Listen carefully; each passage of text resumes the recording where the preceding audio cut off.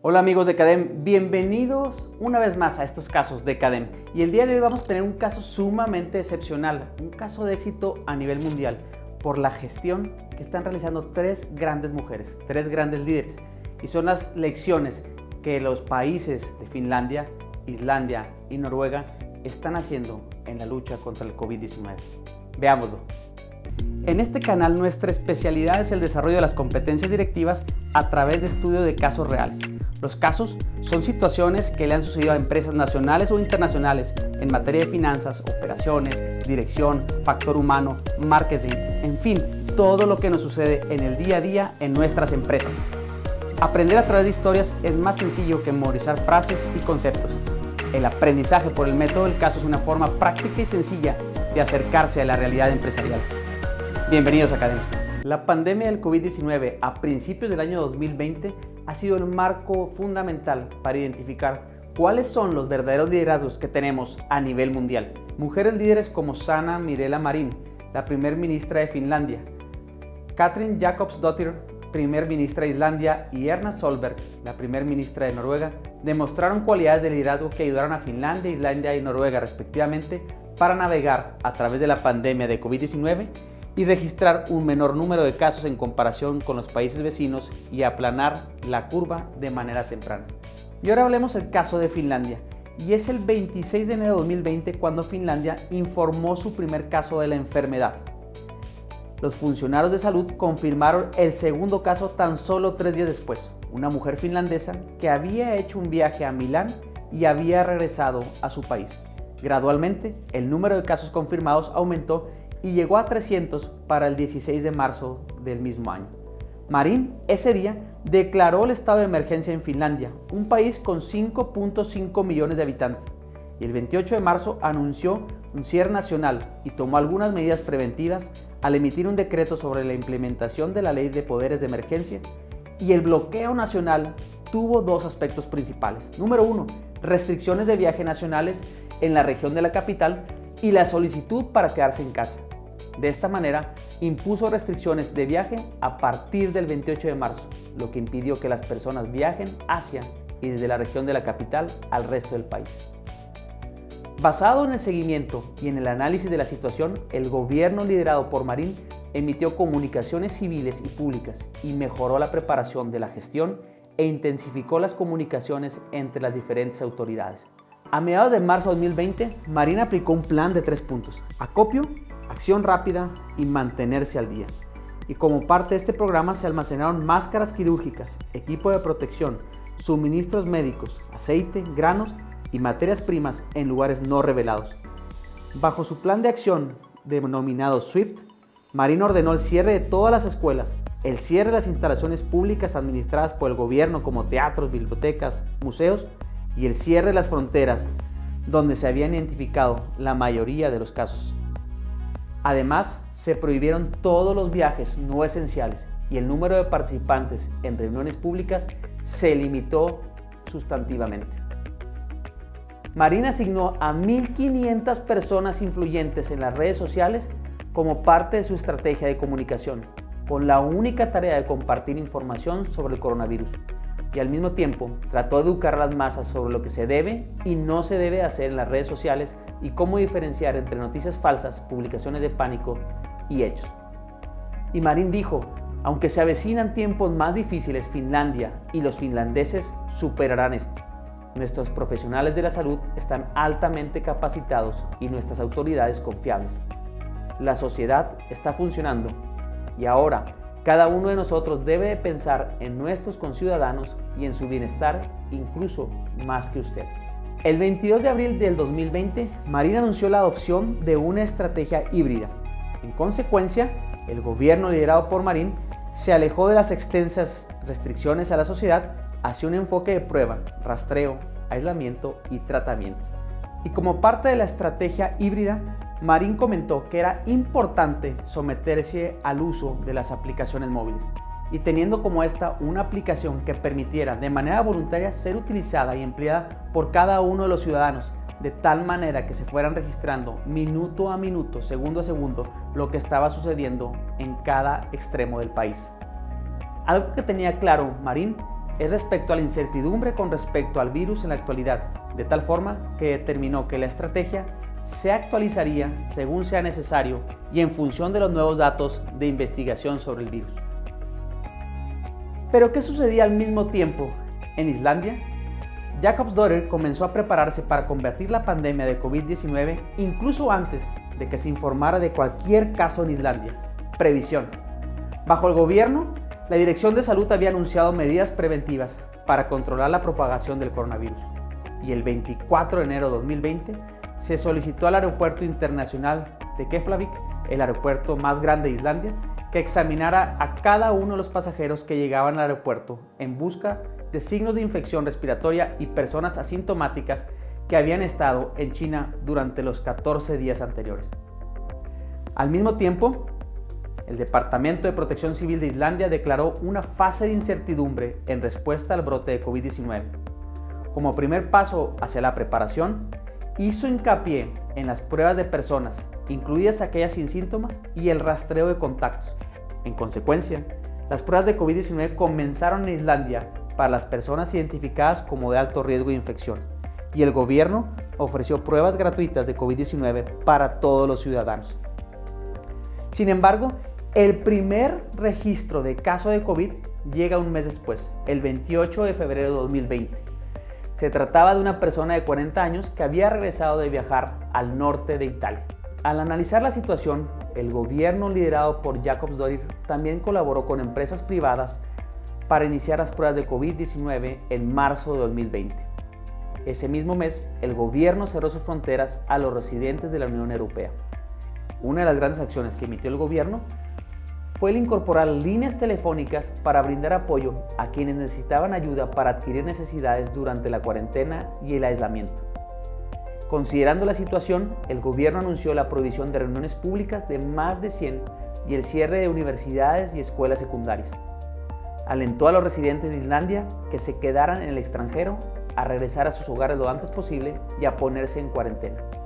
Y el 24 de marzo, el gobierno declaró el cierre de todas las piscinas, museos, bibliotecas y bares. Sin embargo, 2 meses después, el 5 de mayo, después de que la situación se había controlado, el país comenzó a revocar las restricciones lentamente y por fases. Y el 25 de mayo, el gobierno levantó el estado de emergencia del país y anunció algunas relajaciones en las restricciones del COVID-19. Se permitió la reapertura de piscinas y gimnasios, pero a la mitad de su capacidad, y a los bares, clubes nocturnos y restaurantes se les permitió atender a los clientes hasta las 23 horas locales. También se permitieron reuniones públicas hasta 200 personas, pero con el mantenimiento de la regla de distanciamiento social. Y el 15 de junio se reabrieron las fronteras de Islandia. El gobierno, en todo momento, proporcionó pruebas para garantizar que el país siguiera siendo un lugar seguro para que los viajeros los visitaran. Mientras tanto, ¿qué sucedió en Noruega? ¿Qué hizo Solberg? El 26 de febrero del 2020, Noruega informó su primer caso positivo de COVID. La estrategia de control de la infección tenía como objetivo controlar en las etapas iniciales para dar más tiempo al servicio de salud para prepararse y luego ralentizar la transmisión para que la propagación del virus demore más y menos personas se infecten. Bajo esta estrategia, Solberg dividió las posibles ocurrencias del brote en 5 fases. La primera, diagnóstico de la enfermedad. La segunda, las medidas sugerentes fueron la detección precoz y el aislamiento, el rastreo de contactos, una buena higiene, el mantenimiento de la limpieza y la limitación de los desplazamientos desde algunas horas. En la segunda fase, Noruega se dividió en diferentes grupos para poder rastrear fácilmente la cadena de infección. La tercera fase incluyó la identificación de transmisión generalizada en la sociedad, y en esta fase se aconsejó a las personas que siguieran una buena higiene de manos y todas las normas protocolares. La cuarta fase fue donde el brote alcanzó el punto máximo y una gran cantidad de personas se infectaron.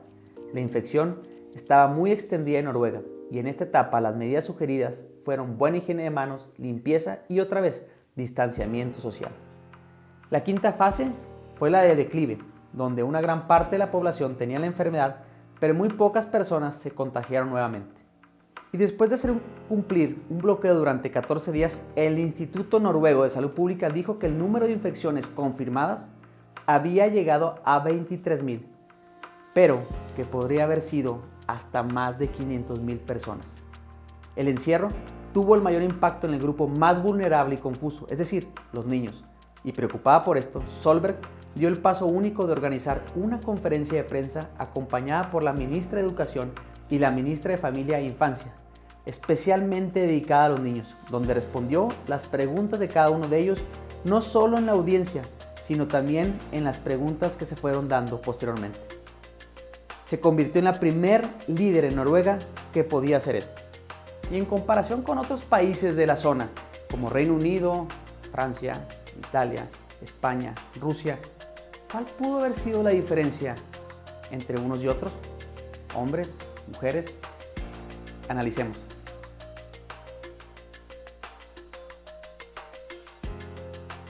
Y una vez analizados los hechos, veamos los posibles problemas que enfrentan estas tres mujeres, estas tres líderes de las naciones. Número 1, el tema común, el factor económico. ¿Cómo van a poder reaccionar o qué medidas tendrán que implementar ante las restricciones de movilidad, de aforo, es decir, ante las puertas de las fábricas y de los negocios cerrados? Número 2, ¿cómo van a hacer para que todos los ciudadanos a lo largo y ancho de esos países puedan estar acatando las medidas impuestas por esos gobiernos al unísono, a una sola señal?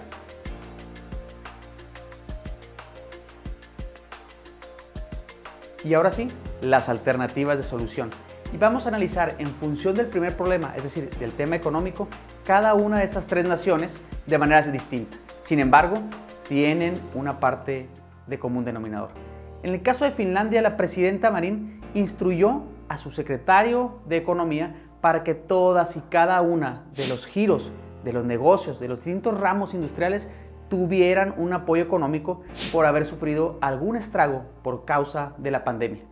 De esta manera aseguró que cada uno de las personas y habitantes en edad laboral pudieran estar recibiendo y percibiendo el ingreso como si siguieran trabajando al día de hoy. Y de esta manera también los grandes empresarios, las empresas medianas y los pequeños comercios no sufrieran ningún impacto económico por causa de la pandemia.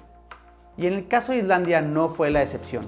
El gobierno definió varios estímulos que iban en función de la compensación, capacitaciones y esquemas financieros sumamente atractivos para poder hacer frente desde las industrias, desde los comercios, hacia el tema de la pandemia. Y en el caso de Noruega no fue la excepción. Los estímulos fueron más allá de las medidas de los otros países, porque estuvieron estimulando a todas las empresas para que recibieran incentivos fiscales por mantener a sus empleados en home office, porque de esta manera iban a estar cubriendo no únicamente el trabajo de las empresas, sino estar realizando una labor sumamente familiar y de protección hacia todo el entorno de la comunidad. Noruega es un ejemplo sumamente claro de lo que se puede hacer. Y ahora sí, ¿cómo lograr que todas las personas hicieran caso a las medidas impuestas por los gobiernos? Y número 1 fue el tema de comunicación. ¿Cómo lograr una comunicación efectiva, ágil, que llegara a todas las partes de las naciones? Y fue una comunicación en la cual establecían campañas para que las personas que escuchaban dicha campaña pudieran ser partícipes de la solución, desde las empresas y los comercios, como las familias, y en el caso especial de las familias, como los niños jugaron un rol sumamente importante, ya que ellos eran los que estaban destinados a ser los auditores del sistema sanitario en la unidad familiar. Pero otra cosa importante, el punto número 2 dentro del tema de control, son las medidas impuestas de multas, restricciones e incluso algunas veces ir a la cárcel por no acatar esas medidas necesarias.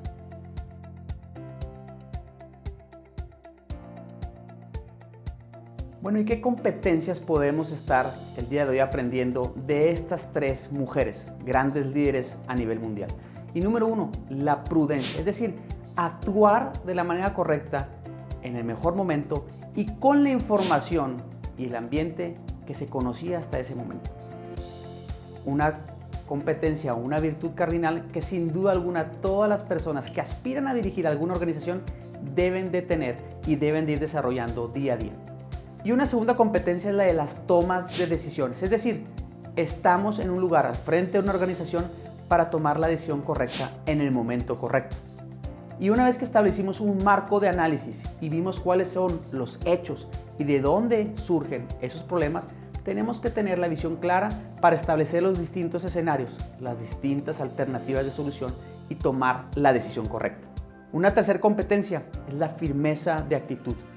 Una vez que hemos tomado la decisión, sin duda alguna vendrán muchos otros elementos que debemos de incorporar y debemos de alimentar dentro de nuestra planeación y nuestra toma de decisiones. Sin embargo, el estar firme en la decisión que tomamos es sumamente importante para cualquier líder.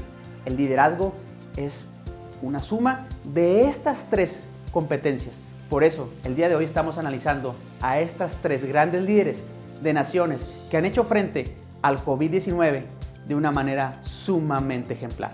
Espero que te hayamos podido transmitir grandes valores y grandes competencias en este caso, de estas grandes líderes, de estas naciones que van al frente en el combate al COVID-19.